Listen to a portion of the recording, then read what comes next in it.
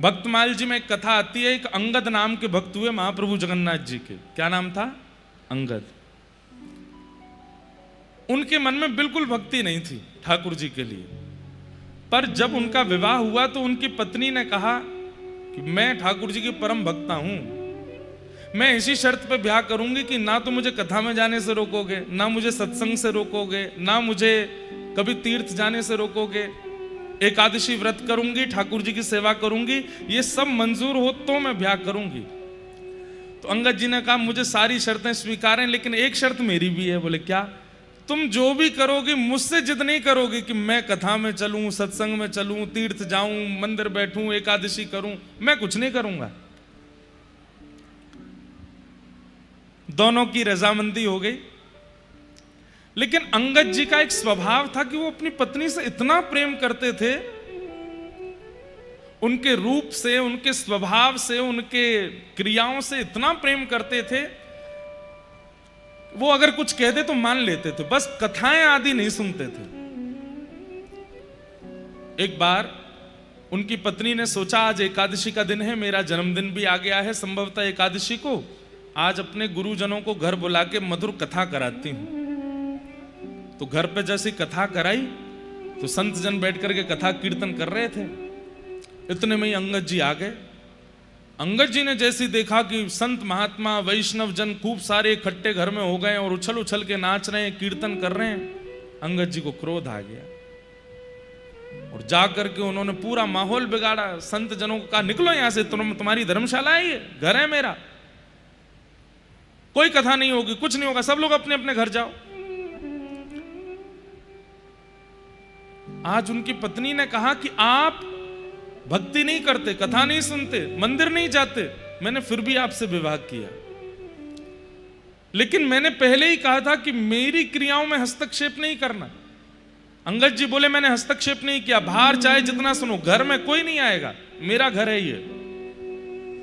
बोले घर में नहीं आएगा, आपको पता चला कि आपके घर में कथा हो रही है तो कथा के बाद मुझे बोल देते कि कल से कथा घर में मत करवाना। ये बीच में इतना माहौल खराब करके और संतों का अपमान करने की क्या आवश्यकता थी? अंगद जी बोले अब तो हो गया, मुझे क्रोध आया। बोले आपसे तो हो गया, लेकिन एक वैष्णव अपराध आपने किया है। अब मैं व्रत लेती हूं आज कि प्राण त्याग दूंगी, लेकिन अपना मुख आपको नहीं दिखाऊंगी, आपका त्याग नहीं करूंगी, आपके यहां रहूंगी, भोजन बनाऊंगी, आप जैसे कहेंगे वैसे रहूंगी, लेकिन अपना मुख नहीं दिखाऊंगी आपको और ना आपका मुख देखूंगी। अंगद जी महाराज तो बड़े उदास हो गए। पत्नी को ही तो देखते थे वो, उसी में ही तो सुख मिलता था उनको। 6 महीने हो गए पत्नी ने मुख नहीं दिखाया। एक दिन अंगद जी बाहर निकले, बड़े उदास हताश जा रहे थे, तो कहीं कथा हो रही थी, ऐसी पंडाल लगा था, लोग बाग बैठ के सुन रहे थे। अंगद जी ने सोचा इस कथा ने ही मेरा घर बर्बाद कर दिया, सुन के तो आऊं, ऐसा होता क्या है कथा में, मेरी पत्नी कथा के आगे, सत्संग के आगे मुझे छोड़ रही है, कथा नहीं छोड़ती, सुनूं तो सही है क्या। आके सबसे पीछे अंगद जी बैठ गए और जैसे ही अंगद जी बैठे हैं, जय हो महाराज,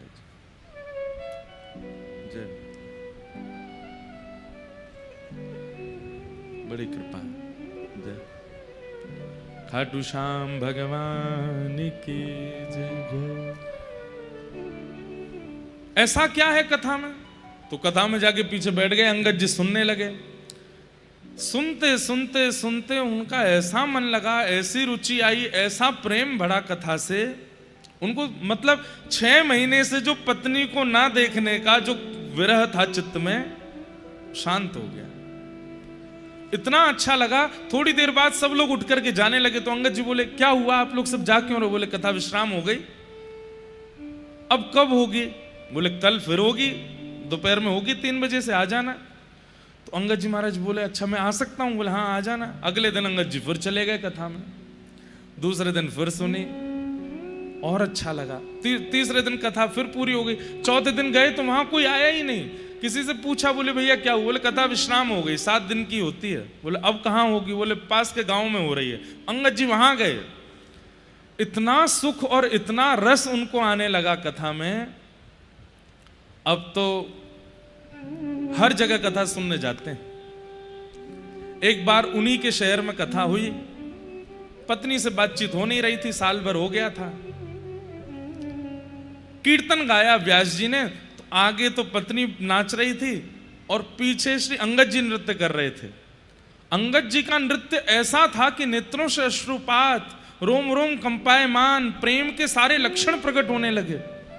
सब लोग उनको देखने लगे। व्यास जी भी मंच से कहने लगे, देखो कैसा अद्भुत भक्त नृत्य कर रहा है। आगे नृत्य कर रही पत्नी ने कहा, मैं भी दर्शन करूं, कौन से भक्त हैं। पीछे देखा तो अंगद जी, ये तो मेरे पति देव है, ये आज नाच कैसे रहे हैं। थोड़ा और पास जाकर के देखा तो नेत्रों से अश्रु, कोई आडंबर नहीं था, वास्तविकता।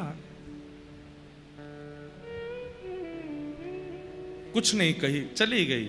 घर पर आज घूंघट नहीं कर रखा था। अंगद जी जैसे ही आए तो अंदर आकर के देखा और पत्नी से बोले, देवी तुम घूंघट नहीं कर पाई हो, मुख ढक लो अपना, मैं आ गया हूं घर पे।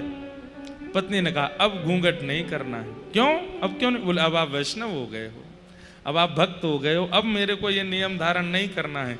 अंगद जी बोले, देवी बुरा नहीं मानना। क्या? 6 महीना पहले तुम्हारा रूप देखने में बहुत आनंद आता था, पर अब जब से कथा आई है ना जीवन में, अब तुम नहीं, अब तो मुझे ठाकुर जी को देखने का मन है, अब तो प्रियालाल जी को देखना। चरित्र बहुत अच्छा है। फिर उन्हीं अंगद जी महाराज ने एक बार कहीं से मणि ली और उनके मन में था, मैं पहली बार जगन्नाथपुरी दर्शन करने जाऊंगा, ये मणि महाप्रभु जगन्नाथ जी को अर्पित करूंगा। लेकिन राजाओं ने उनको बंदी बना लिया और मणि जब मांगने लगे तो उन्होंने सामने ही सरोवर देखा और जगन्नाथ जी से कहा, नाथ आप कोसों दूर हो मुझसे, लेकिन आप आजान बाहु हो, महाबाहु हो, मैं आपके पास नहीं आ सकता, मेरी मणि को आप स्वीकार करो। और उन्होंने वो मणि उस सरोवर में डाल दी। राजा ने पूरा सरोवर खलवा दिया, लेकिन मणि नहीं मिली। अंगद जी से पूछा, कहां मणि है बता दे। बोले कि जिनके लिए थी उनके पास गई। बोले, अच्छा जगन्नाथपुरी में? बोले, हाँ, चलो लेके चलो इसको बंदी बना के, अगर जगन्नाथ जी के पास मणि नहीं मिली तो तेरा सर धड़ से अलग कर देंगे। हाथों में हथकड़ियां, पैरों में बेड़ियां बांध करके अंगद जी को जब जगन्नाथ मंदिर में लेकर के गए, कपाट खुलते ही देखा तो महाप्रभु जगन्नाथ जी ने उस मणि को अपने मस्तिष्क पर धारण कर रखा था। आज तक महाप्रभु जगन्नाथ जी उस मणि को धारण करते हैं। सोचिए। तो जिन बहन का ये प्रश्न आया कि पति हमारे विमुख हैं, क्या करें? अगर पति धर्म का निर्वहन करते हैं और कथा आदि से इतनी प्रीति नहीं है तो आप इतनी चिंता मत करो। आप भी इनकी पत्नी की तरह कोई नियम ऐसा बना लो कि पति,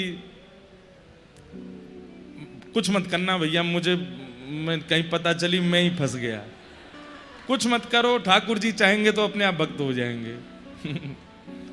पता चली चंडीगढ़ में एक घर में विवाद करवा गए महाराज जी।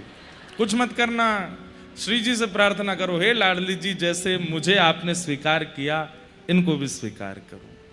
बंधुओं, आप क्या सोचते हैं कि आपका मन होता है इसलिए कथा में आते हो? नहीं। मानव अपनी इच्छा से ना तो कथा सुनता है, ना कीर्तन में जाता है, ना धाम जाता है। श्री जी हमसे पूर्व से ही प्रसन्न हैं, पूर्व जन्म से ही हमारा भजन है, बस किसी कारण से कोई अपराध बना कि हमें पुनर्जन्म लेना पड़ा है।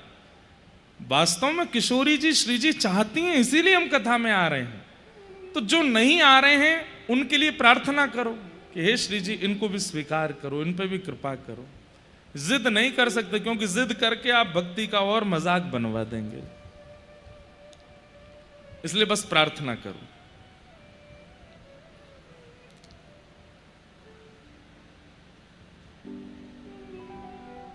एक बड़ा विचित्र प्रश्न है।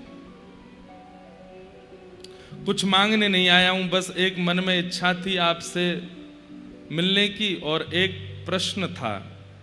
7 साल से एक कन्या से प्रेम करते हैं पूरे भाव से, उसका बन के रहा, लेकिन 1 अक्टूबर यानी कल उसने किसी और से रिंग सेरेमनी कर ली है। और हंस क्यों रहे हो? बेचारे का दिल टूटा है, आप हंस रहे हो, मैं भी नहीं हंस रहा हूं। अब मन शांत नहीं है, मेरा क्या करूं? समय नहीं, समझ नहीं आ रहा है, प्लीज आप मार्गदर्शन करो। देखो एक बात, आप ये भैया अगर बैठे हो तो सुनना, हाथ खड़े मत करना नहीं तो और हंसेंगे लोग। हंसे क्यों सब लोग? क्योंकि सबको पता है कि ये वास्तविक प्रेम था ही नहीं, इसलिए सबको हंसी आई। मजाक पे हंसा जाता है या फिर जो असत्य होता है उस पर हंसी आती है। मेरा ये बोलते ही, और जब मैंने पढ़ा तब मुझे भी हंसी आई। क्यों भाई? जिस पे गुजरती है वो तो रोता है कि मेरे साथ हो रहा है और तुम लोग हंस रहे हो। अरे भाई, जब तुम थोड़ा समझ जाओगे फिर किसी और के साथ होगा, तुम भी हंसोगे। जब हम हंसे क्यों? हम उस व्यक्ति की दुर्बलता पे हंसे। बताओ 7 साल में जो प्रेम था ही नहीं उसको प्रेम मान के रहा, इसलिए हमको हंसी आई। संसार में कोई अपना नहीं है, इस बात को जीवन में धारण जिस दिन कर लेंगे, आपसे ज्यादा सुखी कोई नहीं है उस दिन। केवल गोपाल जी मेरे हैं, केवल श्री जी मेरी हैं। और ये भाग्यशाली बालक है जिसने ये पत्र भेजा है। बहुत अच्छा हुआ कि विवाह नहीं हुआ, उससे पहले ही सच्चाई पता चल गई, और ज्यादा आप समीप आ गए होते और आपका विवाह आदि कुछ हो गया होता, फिर कोई बात निकल के फिर कहां जाते बेचारे।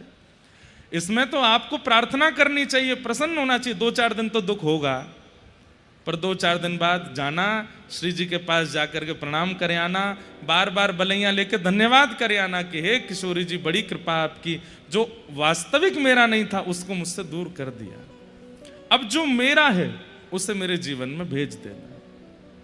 और वास्तव में भैया मैं गाता हूं, और मैं नहीं गाता हूं, हमारे पूज्य श्री विनोद बिहारी दास बाबा गाते हैं।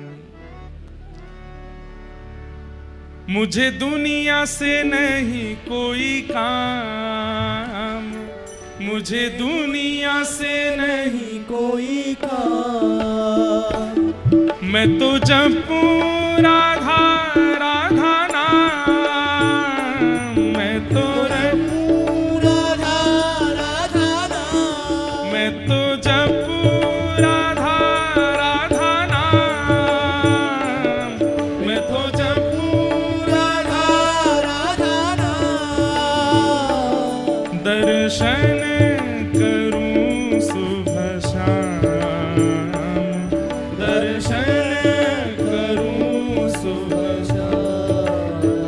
ओ मेरे मन में विराजे श्याम दीवानी, मेरे मन में विराजे श्याम दीवानी, ओ मेरे मन में विराजे श्याम दीवानी, मेरे मन में विराजे श्याम दीवानी। ओ जहाँ विराजे राधा रानी,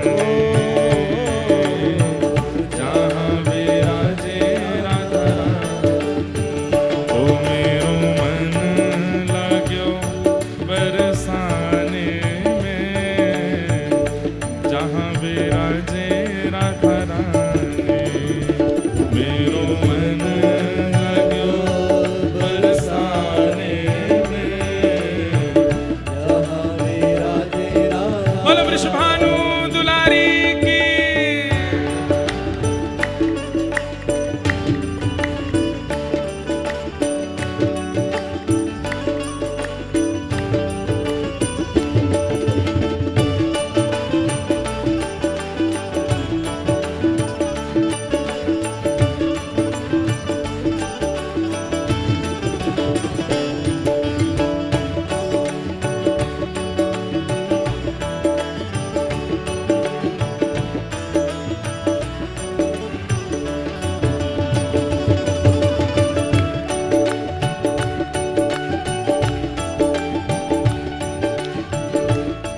मेरे मन में ना लागे कोई रंग, मेरे मन में ना लागे कोई रंग, ओ मेरे मन में ना लागे कोई रंग, मेरे मन में ना लागे कोई रंग। क्यों? ओ मैं तो रहूं संतन के संग, मैं तो रहूं संतन के संग,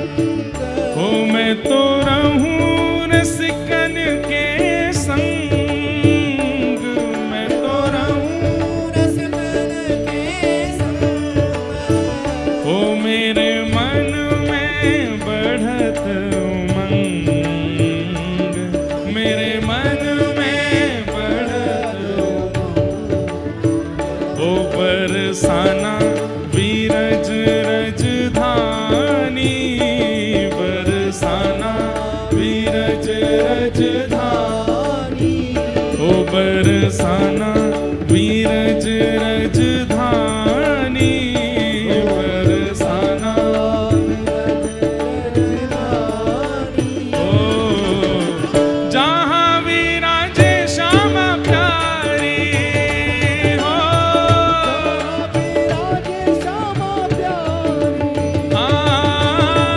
जहाँ विराजे राधा रानी हो,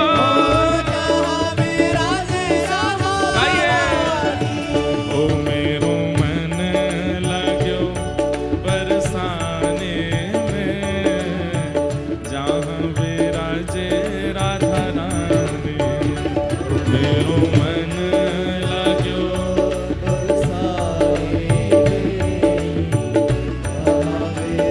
श्री राधा रानी सरकार की।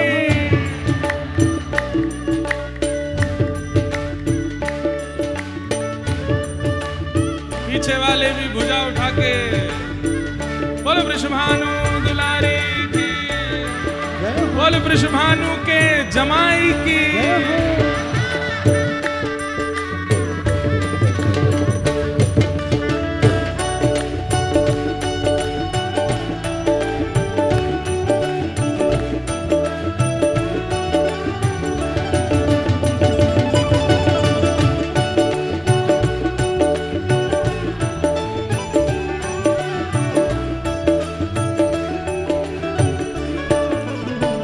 ओ मुझे दुनिया से नहीं लेना देना, मुझे दुनिया से नहीं लेना देना, हाँ मुझे दुनिया से नहीं लेना देना, मुझे दुनिया से नहीं लेना देना।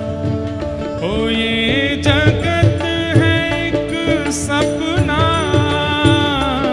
ये जगत है एक सपना, ओ ये जगत है एक सपना, ये जगत है सपना, यहाँ कोई नहीं अपना, यहाँ कोई नहीं अपना, ओ यहाँ कोई नहीं अपना, यहाँ कोई नहीं अपना।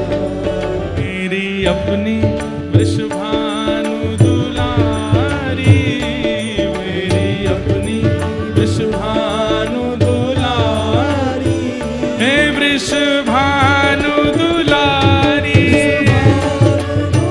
हे वृषभानु दुलारी, हे मेरी श्यामा प्यारी, श्री राधिका रानी, बरसाने वाली, बरसाने वाली, ओ वृषभानु दुलारी, वृषभानु दुलारी, मेरी अपनी वृषभानु दुलारी, मेरी अपनी वृषभानु दुलारी, ओ जहाँ विराजे राधा रानी, जहाँ विराजे राधा रानी, ओ जहाँ विराजे श्यामा प्यारी हो,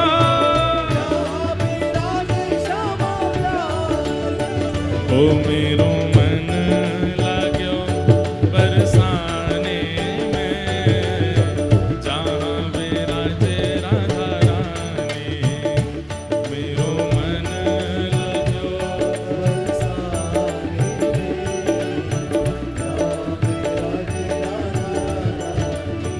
ओ मन हट्यो है दुनिया दारी से, मन हट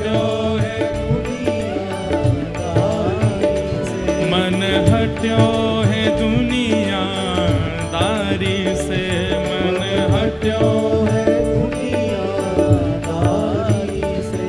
ओ जहाँ विराजे राधा रानी, जहाँ विराजे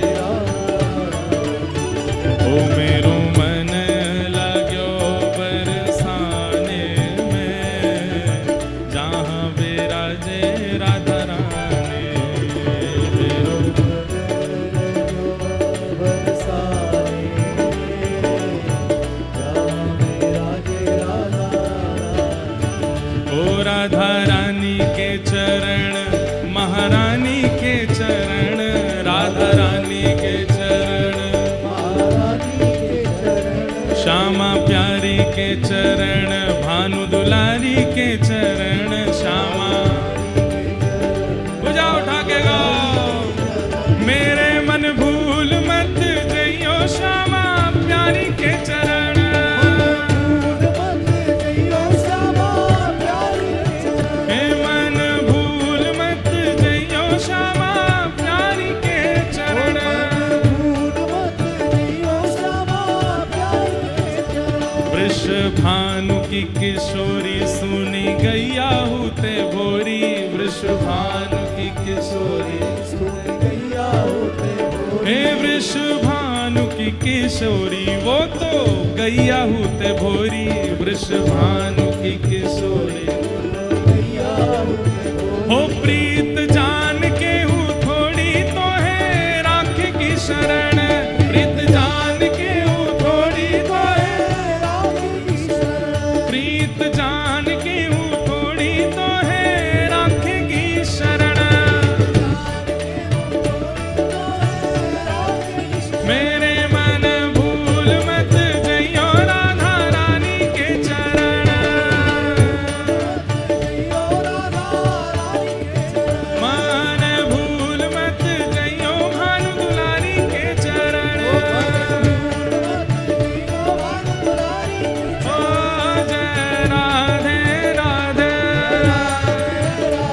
श्री राधे राधे, जय राधे राधे, श्री राधे राधे, जय राधे राधे, श्री राधे राधे, जय राधे राधे, श्री राधे राधे। गिरधर की प्यारी, वृषभानु दुलारी, हे हमारी प्यारी, जीवन उजियारी, जय राधे राधे, श्री राधे राधे, जय राधे राधे राधे, श्री राधे राधे, जय राधे राधे, श्री राधे राधे, जय जय श्री राम, जय जय श्री राम, जय जय श्री राम।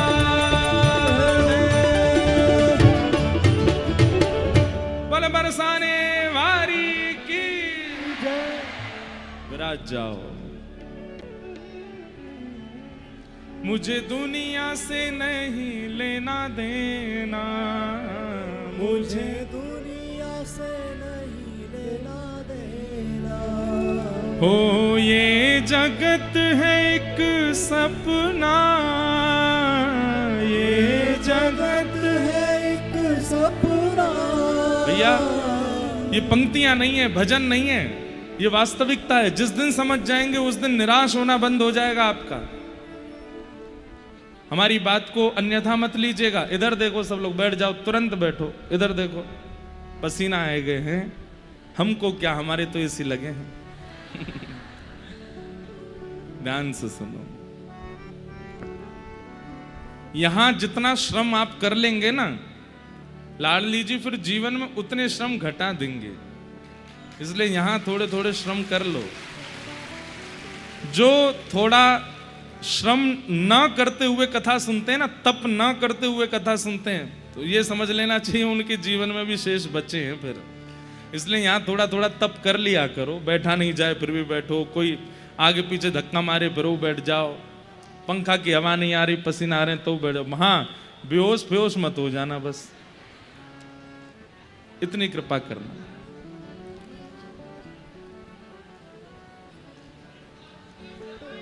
विराज जाओ।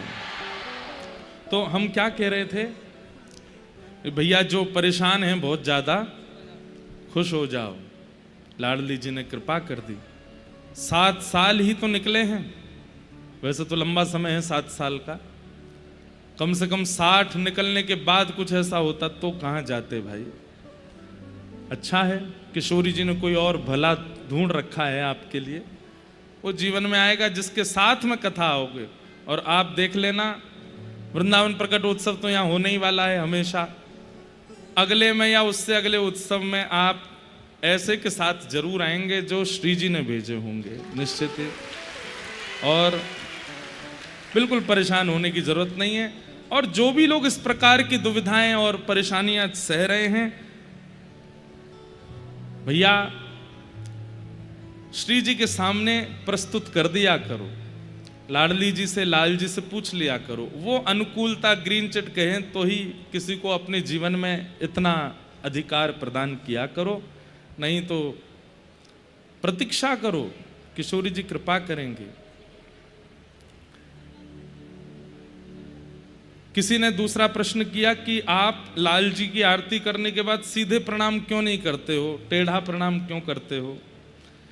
बंधुओं देखिए, जब ठाकुर जी विराजमान हो जाते हैं तो ठाकुर जी के बाम तरफ बाएं ओर सभी गुरुजन खड़े होकर के, आचार्य चरण खड़े होकर के ठाकुर जी का दर्शन करते हैं। ध्यान से सुनिएगा, ठाकुर जी के बाम ओर में, चाहे मंदिरों में भी जाइए चाहे कहीं पर भी, बाईं ओर ठाकुर जी की बाईं ओर, मतलब आपकी दाहिनी, ठाकुर जी की बाईं, उस तरफ सब पूर्वाचार्य, आचार्य चरण, गुरुजन आदि वो सब भी आते हैं, दर्शन करते हैं। अगर आप वहां से प्रणाम करोगे तो उनकी तरफ पैर हो जाएंगे, इसलिए उधर से प्रणाम नहीं करते। सीधे प्रणाम क्यों नहीं करते, बोले देवता, गंधर्वजन, लक्ष्मी मैया आदि आदि जितने भी हैं वो सामने से प्रणाम करते हैं, ठाकुर जी का दर्शन करते हैं। अगर आप सामने से प्रणाम करोगे तो आपके चरण उनकी तरफ हो जाएंगे। तो यहाँ गुरुजन हैं, सामने देवतागण हैं, दोनों की तरफ चरण ना जाएं, इसलिए ठाकुर जी की दाहिनी ओर से प्रणाम किया जाता है, दाएं से बाएं की ओर ठाकुर जी की, आपकी बाम से दाहिने की ओर, वही प्रणाम की विधि होती है। जिनको नहीं पता उनको अपराध नहीं लगता, पर पता लगने के बाद भी अपराध नहीं करना चाहिए। इसलिए हम आते हैं, भागवत जी को भी यहीं से प्रणाम करते हैं, ठाकुर जी को भी ऐसे ही प्रणाम करते हैं। इसलिए ठाकुर जी को सीधे प्रणाम नहीं करते, और ठाकुर जी के बाम ओर से प्रणाम नहीं करते, दाहिने से ही प्रणाम करते हैं, उसका शास्त्रीय नियम है, इसलिए हम यहाँ से प्रणाम करते हैं। जब आप आरती करने के बाद ठाकुर जी को मिरर क्यों दिखाते हो, मिरर नहीं, उसको आरसी बोलते हैं। क्या बोलते हैं, है तो वो मिरर ही, पर आरसी मतलब ठाकुर जी दर्पण देखते हैं। क्यों देखते हैं, आप कथा में आने से पहले काय को शीशा देख के आते हो, बाल वाल अपने बढ़िया करके आते हो, क्यों, अरे भाई कहीं जाते तो नहीं ठीक ठाक। ऐसे ठाकुर जी भी आरती कराने से पहले कहने एक मुँह दिखाते थे, मैं लग कैसे रहूं, इतनी जनता मुंह को देख रही है, मुंह को दिखा, इसलिए ठाकुर जी को दर्पण दिखाते हैं। और फिर दर्पण अपनी ओर करके ठाकुर जी को उसमें देखते हैं, और फिर ठाकुर जी को कंफर्म करते हैं कि नहीं और लोग के बढ़िया लग रहे हो, तब कहते हैं अब कर मेरी आरती। एक भाव। दूसरा भाव, ठाकुर जी का जो श्री अंग है वो ठाकुर जी हैं, और जो श्रृंगार है वो किशोरी जी हैं। मुकुट से लेकर के पैर की पाजे तब जो भी ठाकुर जी धारण करते हैं सब किशोरी जी। तो ठाकुर जी यूं कह, मैं नेक मुंह को दिखा तो सही, आज किशोरी जी कितनी आई हैं मेरे ऊपर।